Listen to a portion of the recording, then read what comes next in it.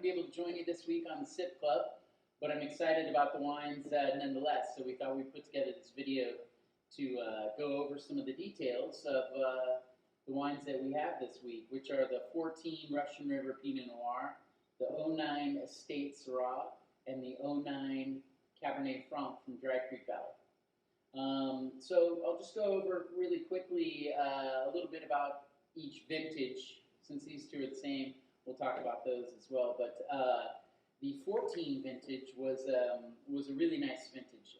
Some people say one of the better in the last 10 years. Lower volumes, lower weight, which brings more concentration to the fruit. Russian River Valley is a blend of our, multiple different spots. Ketchum, Bachkalupi, a few others go into this blend. It's about 30% new French oak on this, mostly Rousseau.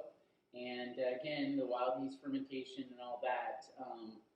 It is showing really nice right now. It's a nice little blast of strawberry and a little bit of forest floor that usually comes from the Bachkalupi, which is nice.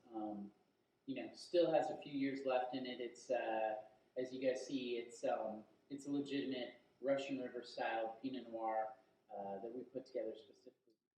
The 2009 vintage was unseasonably warm. There wasn't a lot of rain in the early part of the season, so the vines were sort of were stuck there and started their process earlier with bud break coming out in early March. And then what happens then is that the vines cruise faster towards ripeness or towards flowering, and the process is sped up. But in May there was a lot of rains, almost 6 inches in like 2 or 3 days, and so the vines got one last little blast to really give them a good trough of water to pull from, so the growing season was good.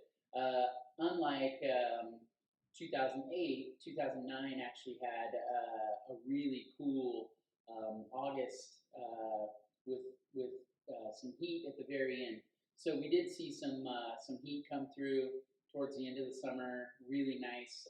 Both of these wines, according to the records, were harvested before the October rains, which came in, I believe, if my memory serves me correctly, on the 9th of August, and it too was like 6 inches and pretty much shut down the growing season. So if you didn't have your fruit in by that point, you were going to have a tough time getting it in or not having compromised fruit. So the 2009 Syrah, which is off of the estate here, it's the Estrella River clone. It's for some of you who've been here, it's right out next to the winery here. 100% Syrah. There is a little bit of American oak in this wine. It's aged in a little bit of American oak. Records aren't so good on that, but you can definitely smell there's some American oak on this. Don't know the yeast programs, all that sort of stuff. It was before my stint here, but really nice wine, showing tons of Christopher Creekness, if you will. So here we have the 2009 Cabernet Franc. For those of you who know this wine, it's year after year, it stands up there as being one of the favorites amongst our family and folks here. I mentioned briefly the rain scenario that came through in 2009. One of the things that really concerns a winemaker is that as fruit ripens, we have to hit a window of when we want to pick it, and so that window has to jive with other flavors, other phenols, other acid balance. All these things come into play, and if you've got a sense of pending rain coming, it does push you towards something that maybe the grapes aren't ready for or whatever. So when I say that we're fortunate enough to have both of these wines come in before the rains, that's what I'm talking about. It allows you to, if there is no pending rain, you just leave it out there and you take your time and you get to do it exactly on your terms. But we all know that Mother Nature bats last. So when it's showing big rains coming, we make sure that we get the wines in, and then we earn our winemaking titles there. So 2009 Cab Franc, 100% Cab Franc, no American oak, all French oak on this. again, this wine is got another decade in it at least.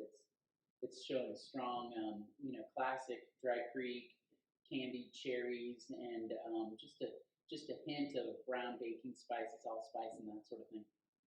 Um, Really a wine that's going to be around for some time, and Cabernet Franc. It's not too many people make a standalone Cabernet Franc.